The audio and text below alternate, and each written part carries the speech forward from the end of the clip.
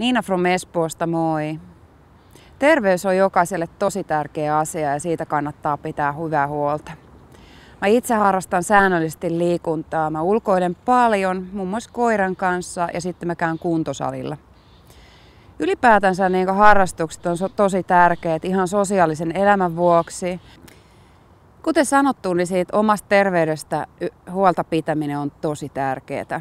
Mutta sitten jos ihminen sairastuu, niin meidän täytyy huolehtia siitä, että pääsee sitten hoitoon. Eli tässä esimerkiksi terveyskeskusmaksut pitäisi poistaa ihan kokonaan, koska jokaisen ihmisen pitäisi pitää huolta siitä, että pääsee lääkärille ja hoitoon silloin, kun tarve on. Terveyskeskusmaksut voitaisiin esimerkiksi kattaa sillä, että leikataan tuolta kehitysmaan avusta. Eli siellä on perussuomalaiset ehdottanut sitä, että 270 miljoonaa euroa pienennettäisiin sitä summaa. Ja sillä saisi aika paljon hyvää aikaiseksi meidän sosiaali- ja terveyspuolelle. Eli parannetaan suomalaisia. Me ollaan Suomessa.